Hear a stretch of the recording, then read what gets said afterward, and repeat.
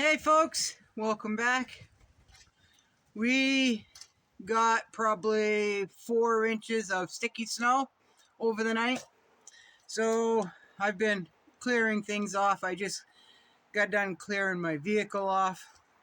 And the temperature is just below 30 degrees. So it's pretty nice out. There's a little bit of breeze, not much.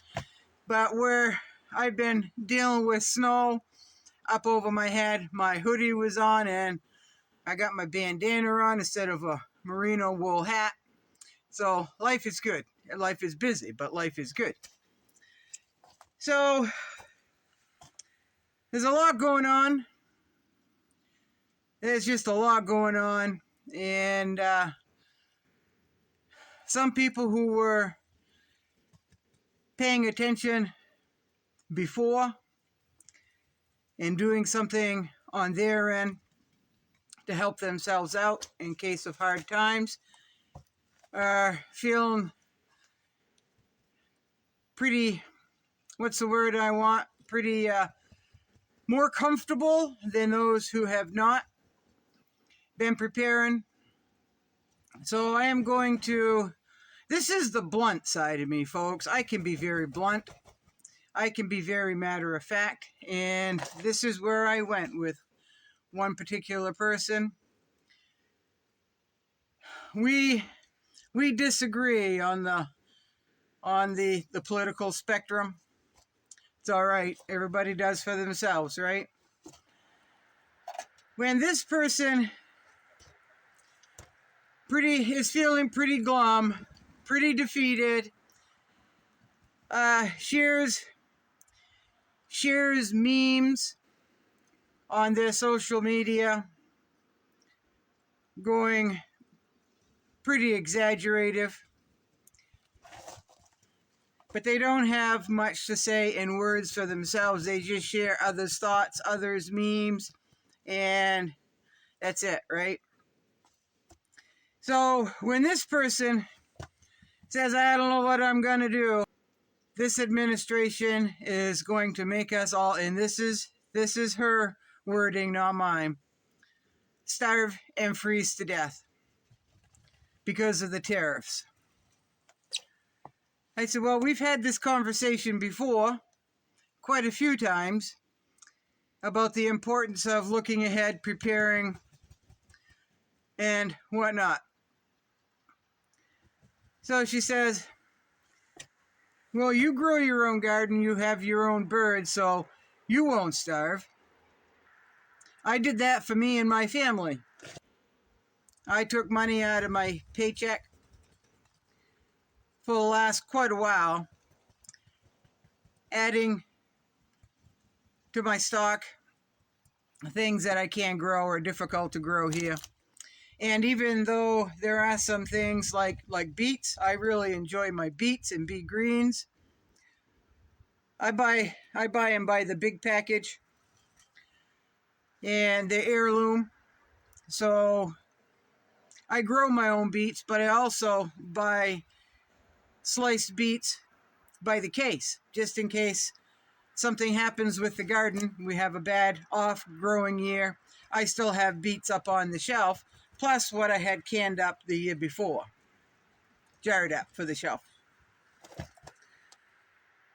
So she goes, we make about the same amount of money because we do the same work.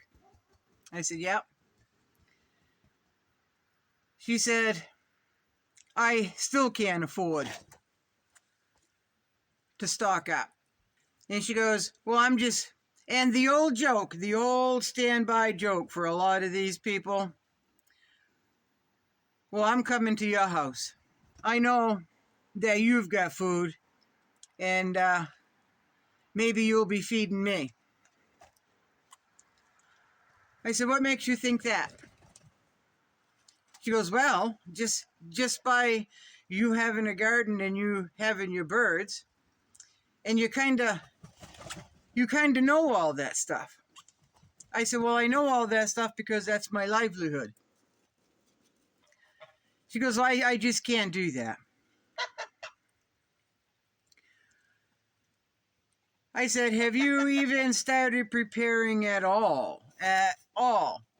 I said, what are you having for supper tonight? She goes, well, I don't think that's any of your business what I'm having for supper tonight. What are you having for supper tonight? I said, well, I'll probably go in my pantry, grab a soup, chicken soup, duck soup, goose soup that I put up on the shelf last year, and I'll probably heat that up on the back of the stove.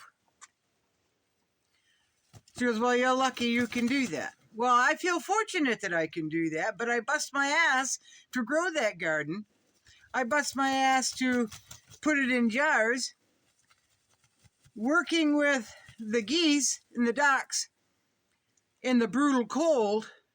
That's what I have to contend with. Hauling my water truck, gathering snow, gathering ice, bring it inside, taking up my rooms, taking up my kitchen space so I can have that water, so I can keep my birds healthy, so I can breed them and put food up on the shelf that way. That's no short task. That's pretty hard in the winter. She goes, well, you should get running water anyway. I said, so you've got running water. You make about the same amount of money as I do. And you can't do anything on your end to prepare.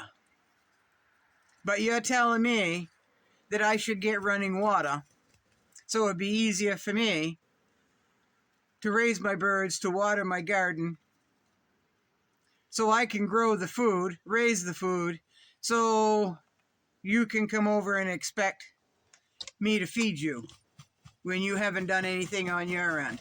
I said, are you listening to what you're saying?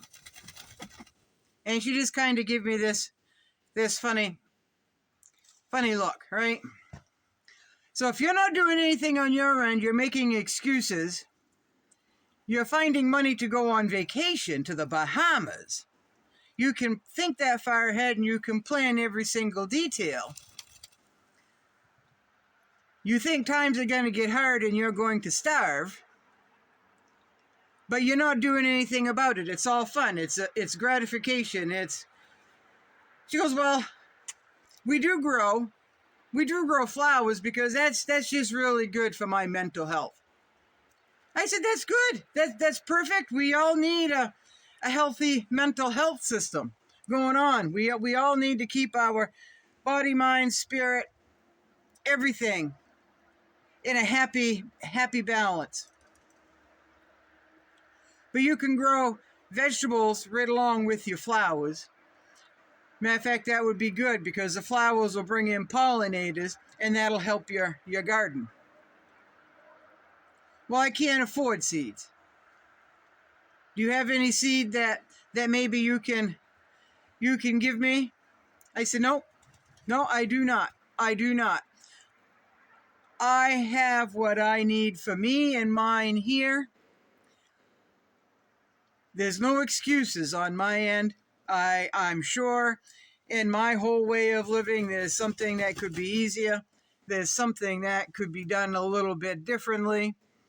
There's things that I just plain don't think of until there is a need. And I'm like, well, how come I didn't think of that before?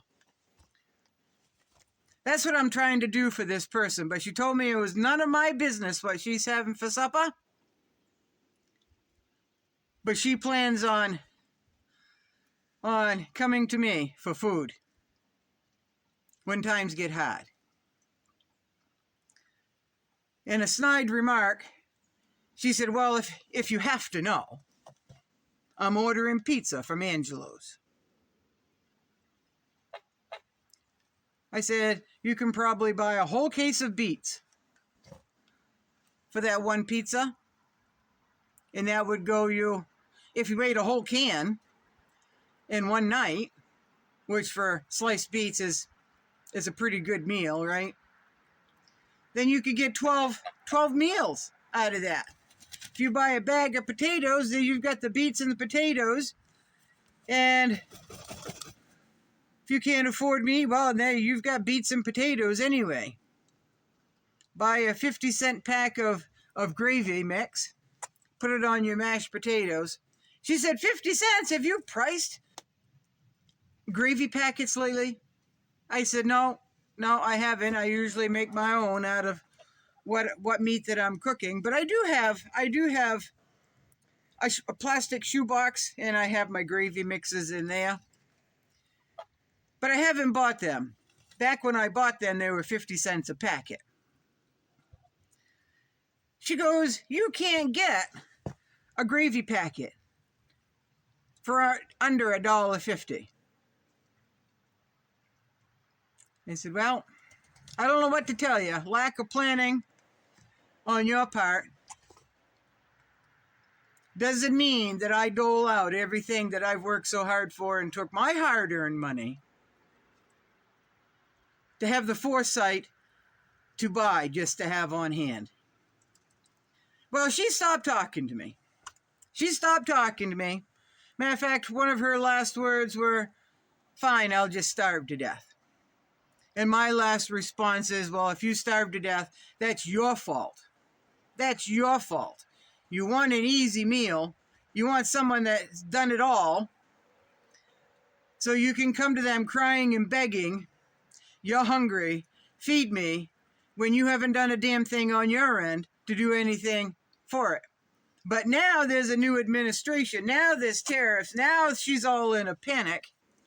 And she's not doing anything. She's deciding to hide into a corner and have others feed her because she wants flowers. She wants pizza that night. You're going to have to come up with a way to tell some of these people no. People need to have a thought for themselves. They need to stop making excuses. They need to get up off their ass and do something for themselves. Like I said a few times before, those that have not prepared will become beggars and thieves. We're already seeing that, folks. There is a rash of crime here in this area. A huge uptick in crime and thievery. And people are already begging, worrying where their food is going to come from, but yet they'd rather have flowers, a flower garden, for their peace of mind. If you have the forethought to think that times are going to get hard, but you don't have the forethought to do something about it, that's on you. I'm just sorry. That's the blunt part of me.